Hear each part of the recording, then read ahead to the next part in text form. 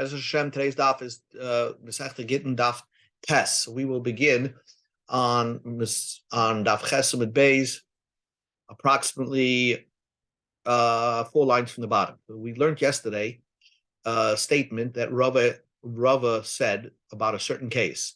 The case is like this: a man said to his Eved, "Kol nechasai kenuyan lecha."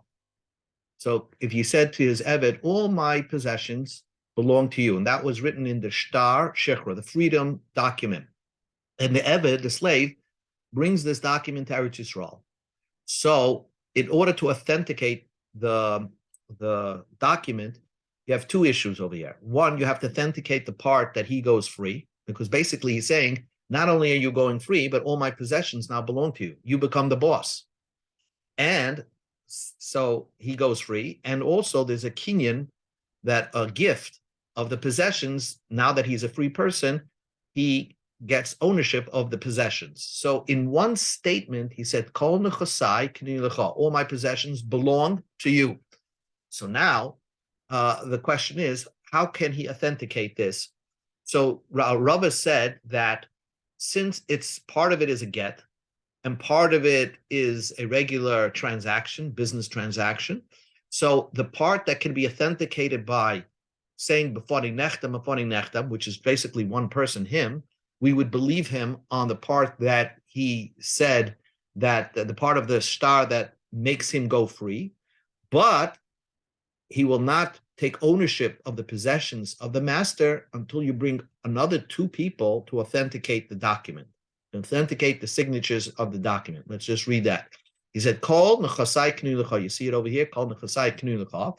And Rava said, in this case, atzmoi kana, the 4 lines from the bottom, atzmoi kana, he gets to go free by just saying b'fani nechtam, nechosim loy kana, he doesn't get to hold on to the possessions because it's not an authenticated document. And therefore, you need other 2 people to authenticate this document. This leniency that we allow one person to authenticate a document applies by 2 places. 1, by get isha, and 2, by the slave. By this get shichro, we apply the concept of we believe one person to authenticate the document. So therefore, we split his words. Basically, the owner said in the document, all my possessions belong to this person, this slave. And yet we split his words.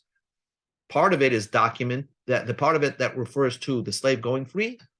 So then the document can be authenticated by the slave himself. But the part of the document that's in transaction, that he takes ownership of all the possessions of the boss, of the master, that needs to be authenticated by somebody else. Amalei Rab Ada bar Matna the Rava. Rab Abba bar Matna said to Rava, come on, who do you hold like? Who is the author of your opinion? Rab Shimon.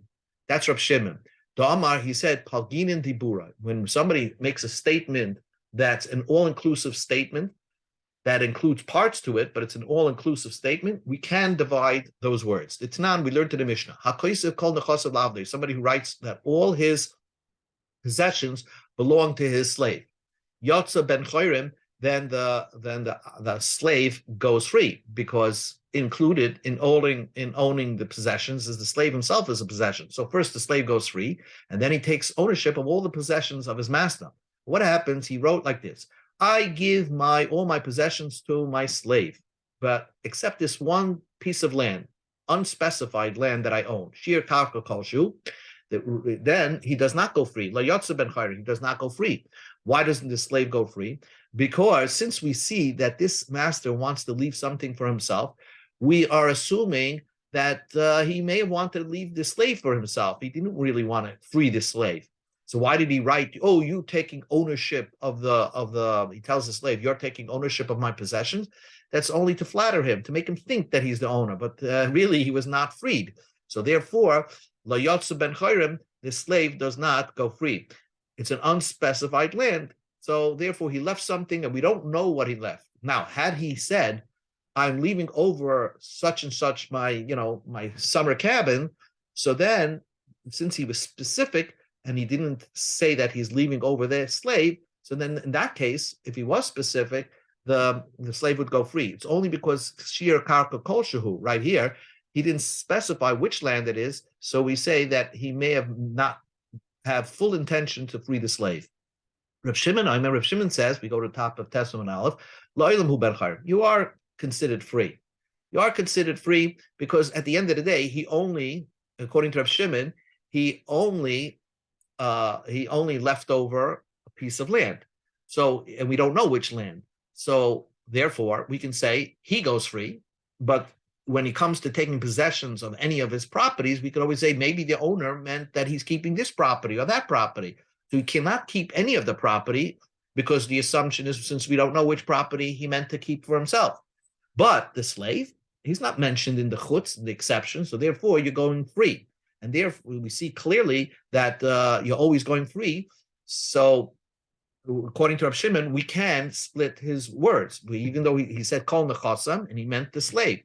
Until he says kol nechasayim isun leploni avdi. Until he says all my possessions belong to my slave. If he says this statement, chutz ve'echad miriboy shebam, except 1/10,000th of it. So basically, he's unspecified any of his. He didn't single out that it's land, property. He said, except 1/10,000 of my whatever I own, my possessions, I'm not giving to the slave. Well, in that case, maybe he views his slave as 1/10,000th of his total assets, and therefore he's basically saying, I'm giving you my slave everything except yourself. And therefore, in that case, you don't go free. So the fact that we say in the beginning that Reb Shimon allows the slave go free when he specifically designated that the only thing he's leaving over is an unspecified land, but the slave would go free, we see the concept of splitting a word, splitting diburai, and that's where Rava got his opinion of splitting the words because he aligned himself with the opinion of Rab Shimon. So says the Gemara, how could Rava align himself with the opinion of Rab Shimon? Rav Nachman said, who is the Rebbe of Rava, that the halacha is not like Rab Shimon. That the halacha is, we hold, like Rab Meir, who is the Tanakama of the Mishnah, that loy palgin in dibura. Afal pi shekilas Rab Yosi Rab Shimon. Rab Nachman said, even though you'll find in the Brisa that Rab Yosi praised Rab Shimon that he's correct, I'm telling you, Rab Nachman, who's the rabbi of Rava, halacha k'Rab the halacha is like Rab Meir, that we will say noy palgin in dibura. How do you know Rab Yosi praised, another Tana praised Rab Shimon's words? The time we learned to the Brisa, Kishnemru Devarim Lefnei Rab Yosi, when they told over, Rab Shimon said that La'olam hu ben chayrin, and Rab Shimon holds palgin in dibura. Hara alav hamikrazeh, he said the pasuk, this pasuk, that you can kiss the lips of somebody who says straight, common sense words. So basically, Rab Yosi said Rab Shimon is correct, but Rab Nachman said you should know that Rab Meir is correct, that loy palgin in dibura. In that case, the Rava should not have paskined like Rab Shimon, he should paskin like Rab Meir. So Yema Rab Nachman Hochi. So the Gemara asked, did Rab Nachman actually say that the halacha is Rab Shimon? The Gemara says, Rab Nachman said clearly that the halacha is like Rab Shimon, and is not like Rab Shimon. Loy palginun devurai. And here we're going to say, Rab Nachman says, Mir Amar Rab Nachman Hochi. Did Rab Nachman say such a thing? That the paskin loy palginun devurai? Amar Rav Yosef bar Menyumi Amar Rav Nachman. Rav Nachman said, Shchiv Mara, somebody who's on his deathbed.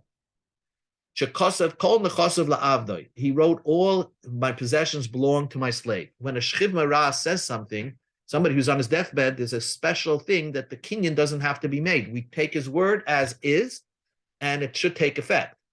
Va'amar, but then he got better. He was like, he was in intensive care, and then he got better. He can retract. He can retract in the possessions. But he cannot retract that he freed his slave. He could retract in his possessions, right? Because it was a gift based on when he was on his deathbed, and he was thinking he was going to die. And the fact is, he didn't die, so he probably meant to say that if I'm not going to die, I want to be able to take back ownership of my possessions. But he does not take go out by Eved, because he did a name of Ben Chayrin went out of Eved. He was already when people found out what the master did on his deathbed, everybody was calling the Eved a free man.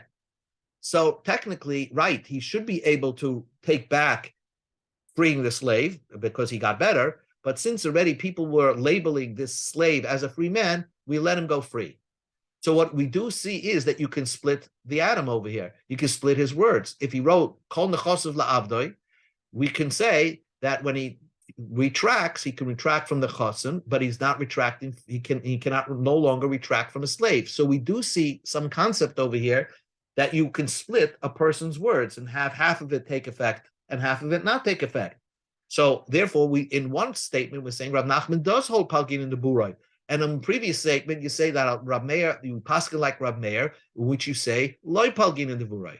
So how do you reconcile this, and how do you reconcile Rava? Elamar Rashi, Rav Ashi will say like this: the real Rav Nachman is in Rav Nachman number 2, where you say palgin in the burai, and therefore Rava said palgin in the burai.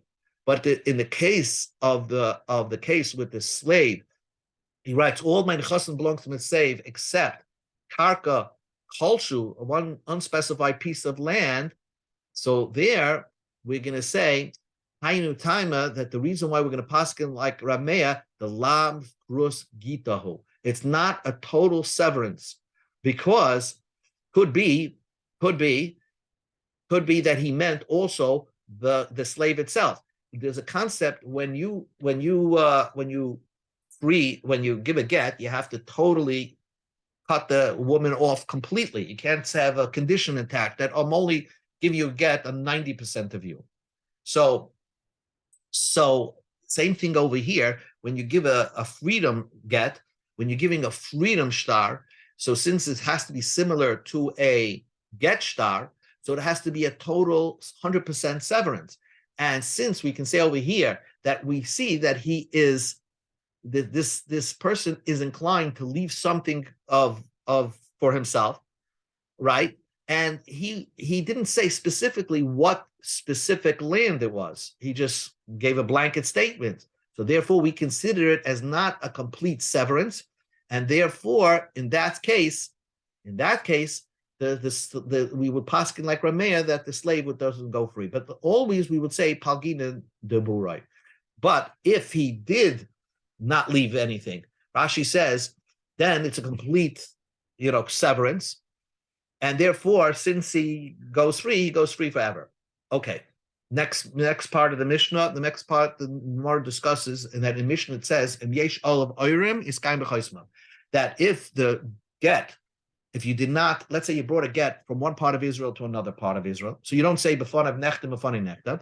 If somebody is going to complain that it's not a real get, then you'll just bring two people to authenticate the get via the signatures. Irakama, who was complaining that it's not, how many people were complaining that it's not a real get? Ileme irachad, if it's one person complaining, some stranger walks into the Bezdin and says, this woman has a get, that's not a real get. Rabbi Yochanan said, Divrei Hakol, everyone would agree, Ein ira pachas mishnayim. You can't have a rumor, let's call that a rumor, that it's not a good get unless two people spread that rumor. One person walking into the Bezdin and say, this woman that got a get, they didn't say before it was a false get, we wouldn't believe him. The Ella, so must be Eritrea. Two people came, two kosher witnesses came and said this get is fake. These two people, nobody signed on this debt. These are fake names. So then what does it help that you authenticated with another two pair of Aiden that say it was a good get? Why could the woman use that as a get? Trey ininu, my chazak to sam chazahani. You'll have 2 versus 2, and therefore this get will be in limbo. We won't be able to allow her to get married with this get because it will be 2 versus 2. 2 that say it's a real get and 2 that say it's not a real get. My chazak to sam chazahani. Why do you rely on the people that say it is a real get? So my chahani, rely on the people that say that it's not a real get. So what do you gain? What's gained by if you didn't say before if somebody comes and complains, we'll bring 2 Eidim to authenticate it. Ella, the most important thing is the ira de Baal. If the husband ever came and said, this is a fake get, so since it's so easy to get 2 people to authenticate it because it was brought from one part of Israel to another part of Israel, so then That's what the Mishnah says. If any of these husbands, hiring his husbands that want to complain against these types of get, will so easily be able to authenticate it with its signatures. And therefore, in Eretz Yisrael, going from one part of Israel to another part of Israel, you're not required to say b'fani nechta, because if it comes into an issue via the husband, we'll be able to solve that problem rather quickly. Again, nowadays, even when they bring a get from one part of Israel to another part of Israel, they would say b'fani nechta. The Mishnah says, maybe get Medina Siyam, someone brings a get from overseas,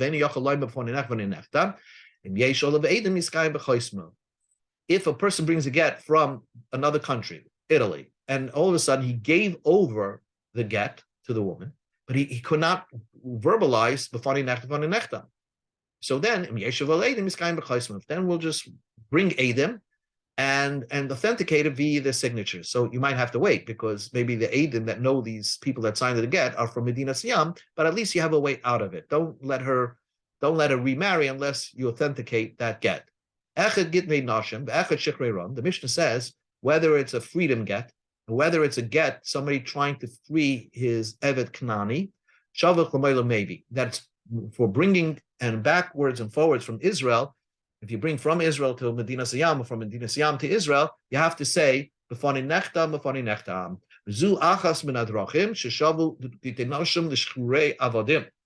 These are one of the ways that get nashim is similar to a shichra avodim.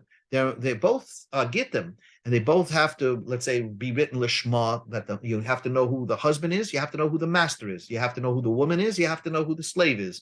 And it has a whole nusach that it's being written, that the slave goes free. So one of the ways is that that there's a requirement for shichra avodim to say b'fani nechta, just the same way when it comes to a get, you also have to say b'fani nechta. Says the Gemara on the Mishnah, what is a scenario where a person gave over the get and now he can't verbalize b'fani nechta? How could it be? He suddenly turned deaf mute. He was a cherish. In other words, he never was he was always a deaf mute. Can we rely that he's a shliach a get? You couldn't even make a cherish, which is considered to be an imbecile in the time of Chazal, to be a shliach get. But now we learned in the Mishnah, akol kasher and lahavi as a get. Everybody is permitted to bring a get, chutz micherish shayta v'katan, except a cherish shayta v'katan. They're not kosher to be a shliach. So what's the case where you have a person that brought a get shikra to a woman in get isha to a woman in Eretz Yisrael, and he can't verbalize the b'fani nechtem. Amar Rav Yosef says, here we're talking about the shliach was a normal person, and he gave it over to the woman when he was sane, and then he was about to say b'fani nechtem, and he had an attack, and he became insane. Until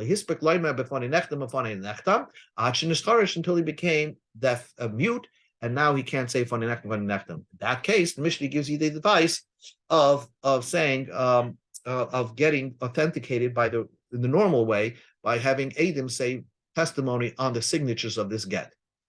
The Mishnah says that get nashim and shichra are one of the same, have similar qualities. There are three similarities between a get nashim and a freedom document. They both have to say this concept of b'fani nechta. Then the Mishnah says, any get, isha, any get document, let's say a transaction, a sale transaction, or a gift transaction, that's also called get. You notice the word get is not just by transaction, by get isha, but it also refers to any transaction, even though we say that it normally refers to a divorce because the Gimel and Tes never appear together in all of Tanakh, but it get to refer is a universal statement for a document. So any document, sale document that has an aid kusi, a kusi aid, a Samaritan aid. So sometimes we think they're liars is possible. We say that if the slave, if one of the witnesses is a kusi, a Samaritan, we say that the document is invalid. For a get nashim and for a slave, because a get we're lenient, and we say that even there's an aid kusi on it, a Samaritan as a witness, we say that this document is a valid document, a valid get isha, and also for a slave, because there's also we were lenient because a slave, by becoming free, he now gets to keep all 613 mitzvahs. So we don't want to make him wait in limbo because you have the wrong type of aid. So it's only psul the Rabbanan. The Rabbanan waived that restriction for a get nashim, because we don't want her to remain unmarried, and or a guna, and same thing for freeing of slave. And the Mishnah gives you the Brisa gives you a third way. V'chol hashtares. We go to Amud Beis. Ha'olim be'arkoi shel goyim afal pi shechesmeim goyim kasherim. Any document that's written in a courthouse of goyim, they wrote up the document of sale, and then they had their goyish witnesses, kisherim. They are effective documents. They have their own valid, which we honor their court system. So if they wrote a document of sale, we consider it a kosher document. A get nashim and shichrurei vadim. Although you have a Jewish scribe who wrote it l'shma, but if goyish people signed on it, it's pasul. Rashi says, why is a goy pasul to sign on a get? Because there's no concept of gittin kedushin by goyim. Also, they can't write l'shma, and they're pasul edis, and they can't be shlichus. So there's many reasons why a goy can't be an aid on a get or a kedushin. So those are three things that get, nashim, and shichrurei vadim are similar. But according to Rameh, you have a fourth way that a get is similar to a shichra avodim. Because look at this example. A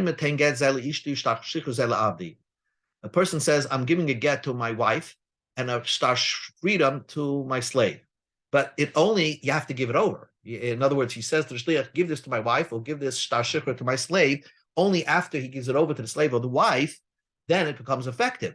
But while it's still in the shliach's hand, if he wants to take it back, he could take it back. But Rabbeinu says they could take it back because these types of documents is to the detriment of the recipient. For a woman to get divorced, it's a detriment, and for an eved to go free, it's also a detriment. So therefore, he can take it back.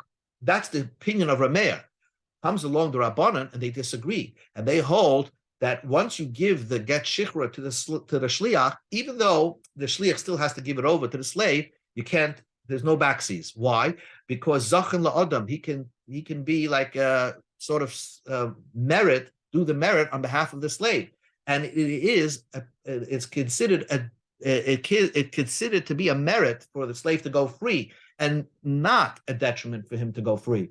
So because now he can keep Torah mitzvahs. So therefore, the Rabbanim will say that when it comes to a get shikra, you cannot take it back. But according to Rameir, get and shtar shikra, you both could retract. And therefore, there's a fourth similarity between get and shtar shikra according to Rabbi Meir. So the Gemara says,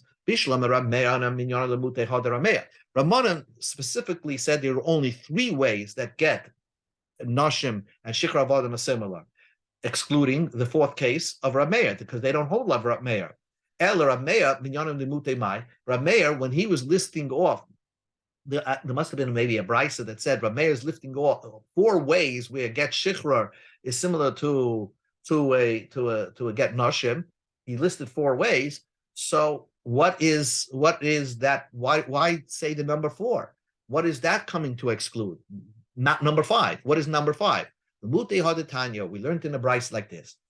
Eidim she'en yoidim lachsoim bekarim lehem na'oyer u'mamalan es akroim de yoy. Eidim that don't know how to sign their name.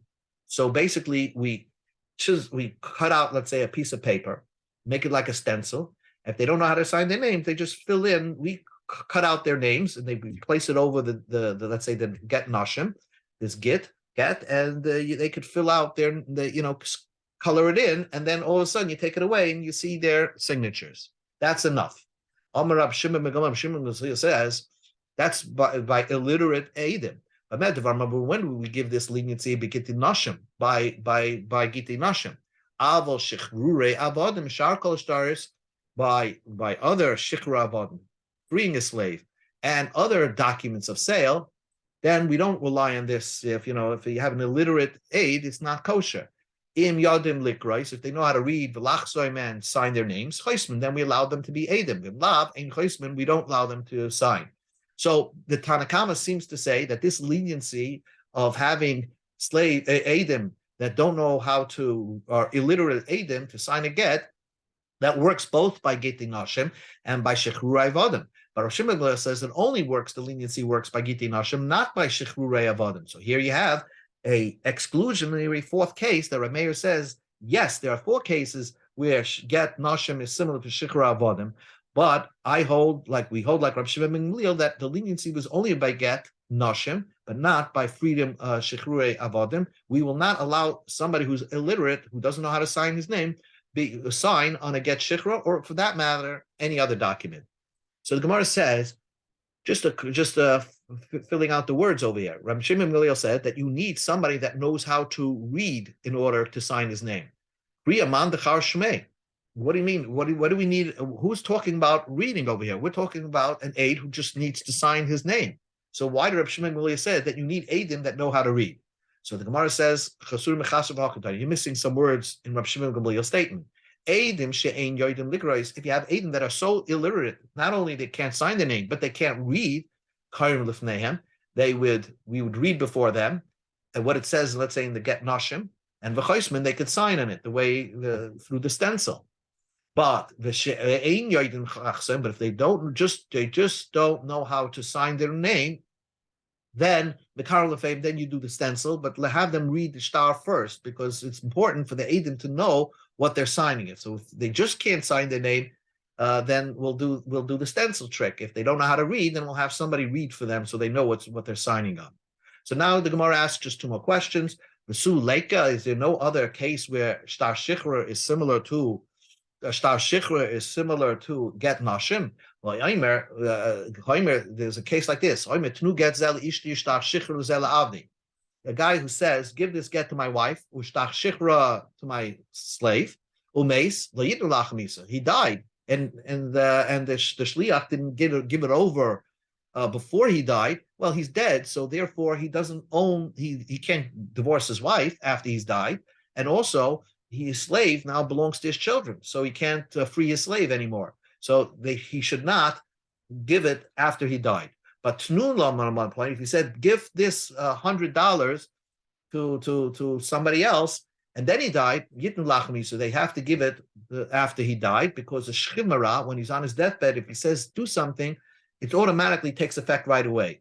But get, in order for it to take effect, you have to get the document in your hand. So therefore, Lo Yitnu Lachamisa. So we see there is similarities between a get and Shtar Shikra that's not mentioned as one of the three. So that's the Gemara's question. So the Gemara says, yes, Ki Katani, Milsa Delaysa B'Shtaris, Milsa Deisa B'Shtaris, Lo Katani. This concept that you're asking on only works when does the person on his deathbed takes effect right away, is only if he said verbally, give this over to somebody, give this, mana leploni. But if he wrote up a document of a deed, let's say he's gifting somebody a property, and he says, I'm on a star that you're going to become owner of this property, even if he's on a deathbed, the guy still has the recipient still has to receive the star. And therefore, if he died in the interim before it was given over to him, you don't give it lachamisa. So this is not just a similarity between get and shtar shikra; it's a similarity between get, shtar shikra, and other stars. So therefore, that's not a part of our list, because we're looking for exclusive similarities that only apply by get nashim and shtar shikra. The shalach rei rava mishmei derava have yodim sheshalach rab loz l'goy mishum rabbeinu shchiv meira. If you have somebody on his deathbed, Sha'amar, if he said, instead of saying just give money to Pliny, he said, Ksisru, write a document, usnu money to Pliny, and then give money to Pliny. So that's a little different. He's saying, write up a document. Umeis, and then he died prior to the gift, prior to them giving him over the document. Ain kais from the noisim. You don't write and give him the money. And since he only intended to give it to the recipient via the star, and there's no such a thing of giving over a star after a person died. And therefore, in that case, we'll not take the Shchimara's word for it, and we will not give the document over after he passed away. And that applies by Get Nashim and applies by Shtar Shechra. one more question, and we'll leave the rest of the questions for next time. The Gemara asks a question that there's the other similarity between between get shikran and get nashim, that it both have to be written lishma. As I explained before, they have to be written for the names of the recipient, the husband and the wife, the master and the slave. And that's not written as one of the three similarities. And Bishlam Rabba Hainu maybe El Rabba Kasha. According to Rabbah, what the whole purpose of saying funny nechta, that's one of the similarities. It's the whole purpose is to verify it was written lishma. So that's included in what Moilech Mevi means. But according to Rabbah, the only reason why you say funny nechta is just because Ein Eidim Mitzuyin Lekaimod, and therefore, but it doesn't indicate the similarity that they both have to be written lishma. So according to Rabbah, I have a question: why didn't the Brisa list out that shma is a very big similarity? V'su the bein l'Rabbah ha'ika mechuber. But even according to Rabbah, there is something called mechuber, that if you write a get on a leaf or something that's connected to the ground, and then you cut the leaf and you give it to a woman, that is a pasal get. That applies by get noshim, and that applies by get shichra. But it doesn't apply by a regular document of sale. You could write a document on a leaf and then cut it. So why don't we mention as mechubar and lishma as two more similarities between get noshim and shichra avodim? And says the Gemara, the Teretz says ki tana besula derabbanan. When are we saying similarities? Only things that make the get noshim and the shichra avodim pasal midrabanan.